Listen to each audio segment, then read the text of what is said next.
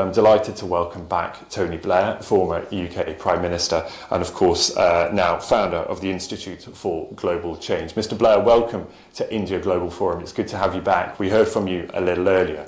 But I want to pick up first of all on the slogan, the strapline that you associate with the Institute, which is make globalisation work for many, not the few. Just explain what you mean by that.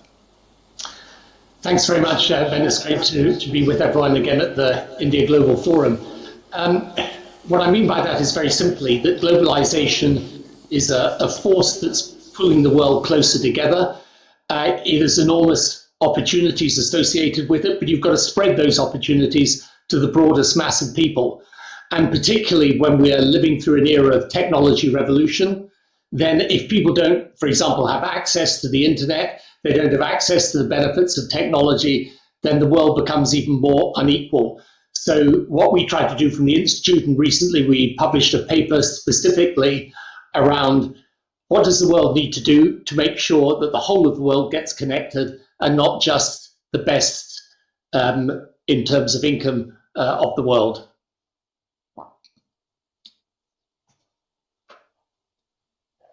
That remain, and what are the challenges to trying to bridge some of those divides?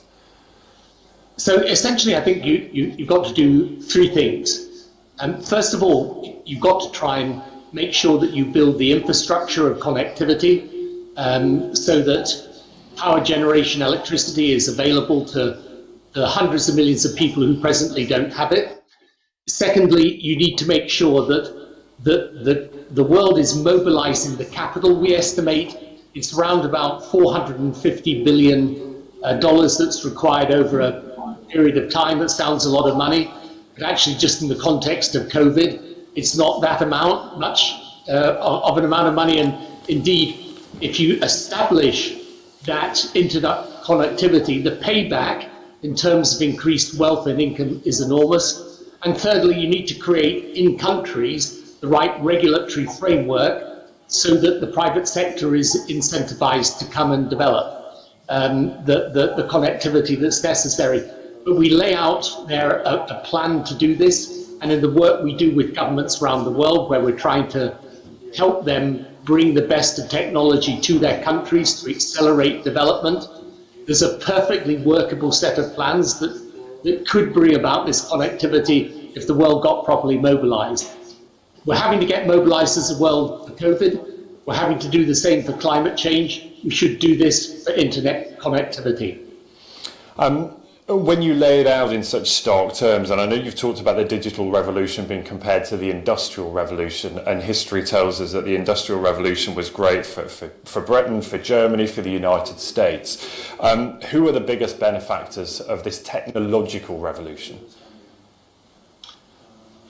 Well, at the moment, it's obviously the wealthy countries in the world, but then China is obviously a center of technology. India itself is a center of technology. I mean, India has got huge internet and technology capabilities at the moment. The sector is due to grow in the next 5 years by roughly 10% a year, but there's still large numbers of people who are left out. So the idea that we put forward is to mobilize the capital, public and private, in order to invest in the technology and the infrastructure necessary to create it, so that those poorest parts of the world get access.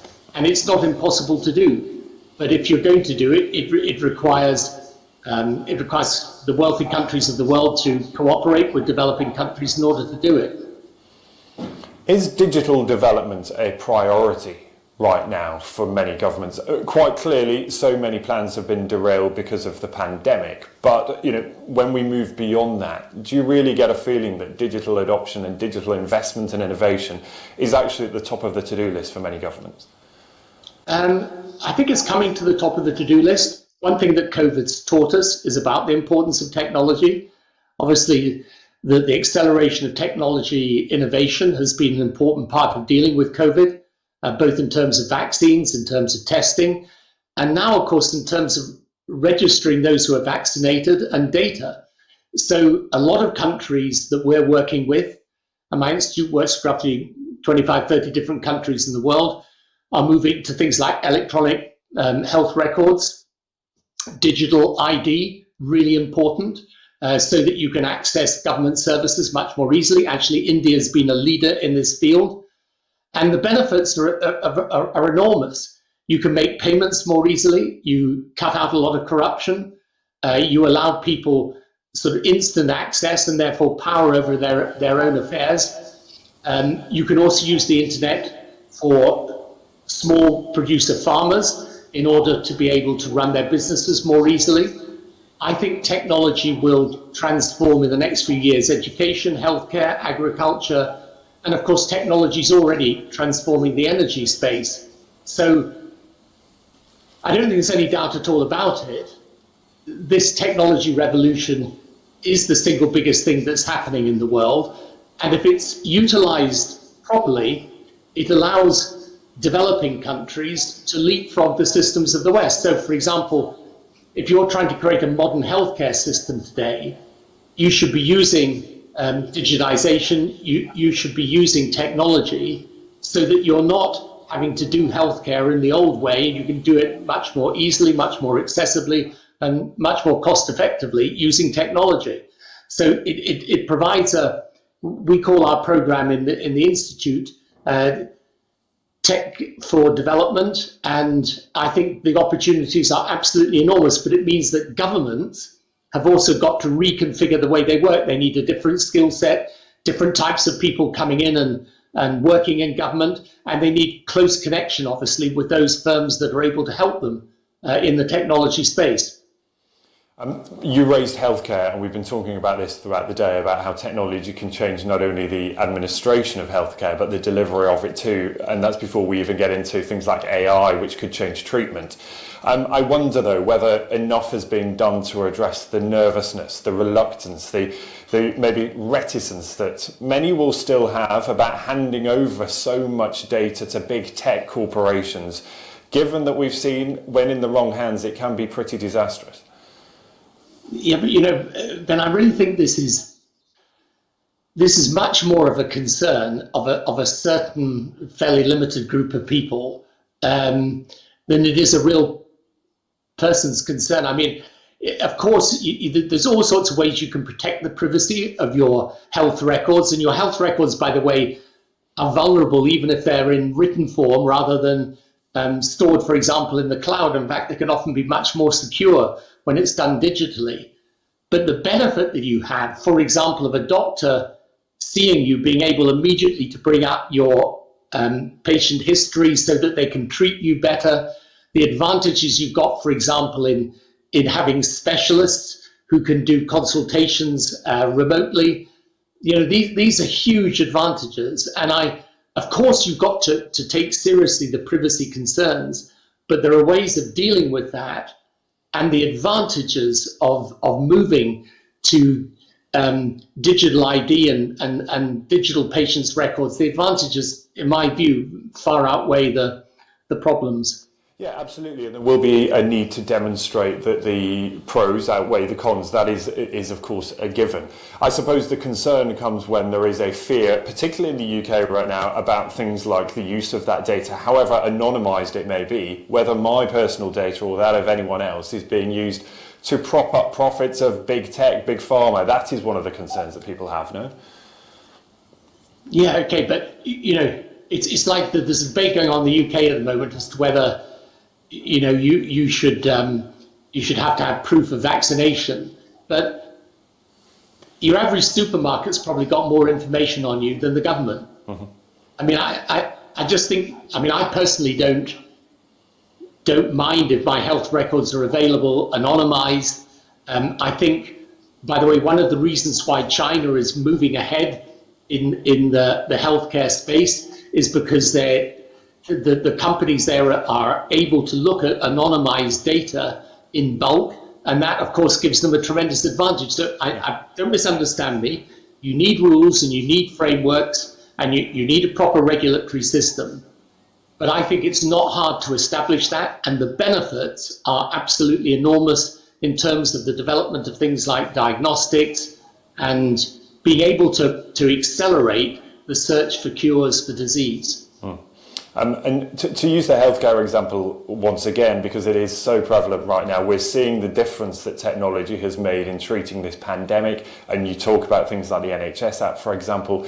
There is still, though, a huge divide between the countries that can afford to invest in this technology and those that cannot. How do we start to redress that balance?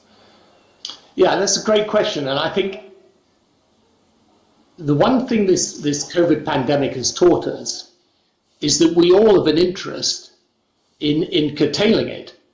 And one of the things I've been trying to say, which is why we need to get vaccines out to the developing part of the world as fast as possible, is that we have an interest here in the UK in making sure that people in Africa, for example, get access to vaccine, because if they don't, the disease keeps circulating, we get new strains developing, and those in a globalized world, inevitably they'll come back to the UK.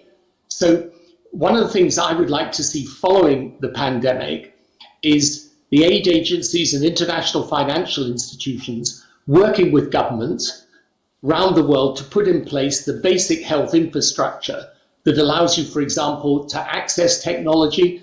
I would like to see the manufacture of vaccines being done in every single part of the world. I think people again, to take Africa as an example, where my institute works a lot, I don't think those countries are ever going to allow themselves to be in a position where they don't have their own capability on the continent for looking after the continent's needs. And so this is something, it's actually in our interest here in the UK to help people access. So I think one of the things I hope at the end of this pandemic is that we have learned the virtue and the benefit of such global cooperation. And you paint a picture there, one of huge opportunity, if and when all of this is over, that there is opportunity for business to really make moves in that space. I wonder, India are already leading the way as far as technology is concerned in so many different fields, and I wonder therefore what your message might be in terms of where the opportunities will come and how companies may get on board with that to actually try and bridge that divide a little bit better.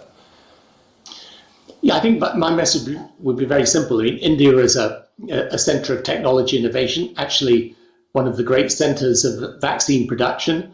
If you just take the area of bioscience alone, through the development, for example, of the messenger RNA vaccines, the whole of bioscience has got an enormous boost as a result of this.